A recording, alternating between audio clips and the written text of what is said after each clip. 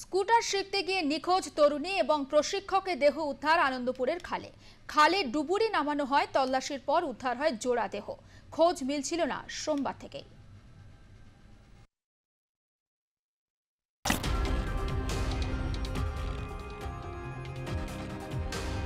আনন্দপুর খাল থেকে মঙ্গলবার উদ্ধার হলো প্রশিক্ষকের দেহ। তার কিছু পরে উদ্ধার হয়েছে সেই তরুণীর দেহ। সোমবার স্কুটার চালাতে গিয়ে নিখোঁজ হয়ে গিয়েছিলেন রনিতা বৈদ্য নামে 23 বছরের ওই তরুণী। খোঁজ মিলছিল না প্রশিক্ষক রোহিত আগরওয়ালেরও। মঙ্গলবার পুলিশ কুকুর দিয়ে আনন্দপুর এলাকায় তল্লাশি চালায়। এরপরে খালে ডুবুরি নামানো হয়। শেষে উদ্ধার হয় রোহিত এবং রনিতার দেহ। পুলিশ সূত্রে খবর, যুবকের পকেট থেকে মিলেছে একটি চাবি। চাবিটি তরুণীর স্কুটারের বলে জানতে পেরেছে পুলিশ। পুলিশ সূত্রে খবর, আনন্দপুরের খালের ধারে যেখানে তরুণীর স্কুটার মিলেছিল সেই জায়গায় নিয়ে যাওয়া হয় পুলিশ কুকুরকে। কুকুর নিয়ে আশেপাশের এলাকাতেও খোঁজ করে পুলিশ।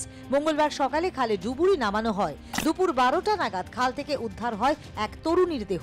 পুলিশ সূত্রে খবর, দেহটি প্রশিক্ষক রোহিতের। কিছু পরে খাল থেকে উদ্ধার হয় এক তরুণীর দেহ। রনি তার পরিবারের লোকজন দেহটিকে তাঁর বলে শনাক্ত করেন। 19 বছরের রোহিতের দেহ ময়নাতদন্তের জন্য এসএসকেএমে পাঠানো হয়। পুলিশ সূত্রে খবর, রনিতা এবং রোহিত দুজনেই আনন্দপুরের উত্তর 55 গ্রামের বাসিন্দা। মাস 5 আগে একটি স্কুটি কিনেছিলেন রনিতা। পরিবারের দাবি, বন্ধু রোহিতের কাছে স্কুটি চালানো শিখছিলেন রনিতা। সোমবার স্কুটি চালানোর প্রশিক্ষণ নিতে বেরিয়েছিলেন তিনি, কিন্তু তারপরে আর বাড়ি ফেরেননি। ঘটনার পর থেকে খোঁজ মিলছিল না রোহিতেরও। পুলিশের দাবি, সোমবার রাত 9:30 নাগাদ অজ্ঞাত পরিচয় একজন ফোন করেন আনন্দপুর থানায়। ওই ব্যক্তি ফোন করে জানান, নোনাডাঙ্গা সেতুর থেকে এক তরুণ এবং এক তরুণীর নোনাডাঙ্গা খালে ঝাঁপ দিয়েছেন। খবর পেয়ে ঘটনাস্থলে পৌঁছে যায় পুলিশ। পুলিশকে প্রত্যক্ষদর্শী জানান, স্কুটিতে সওয়ার এক তরুণ এবং তরুণী পরস্পরের সঙ্গে ঝগড়া করছিলেন। এরপরে তরুণী স্কুটি থেকে নেমে খালের দিকে ছুটে যান। তখন তরুণও খালের পাড়ে স্কুটি রেখে তরুণীর পেছনে যান। কিছুক্ষণ পরে ওই প্রত্যক্ষদর্শী খালে ঝাঁপ দেওয়ার শব্দ শুনতে পান।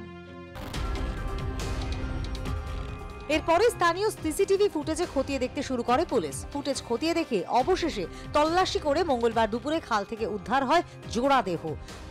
কলকাতা থেকে সায়ন্তিকা বন্দ্যোপাধ্যায়ের রিপোর্ট, আর প্লাস নিউজ।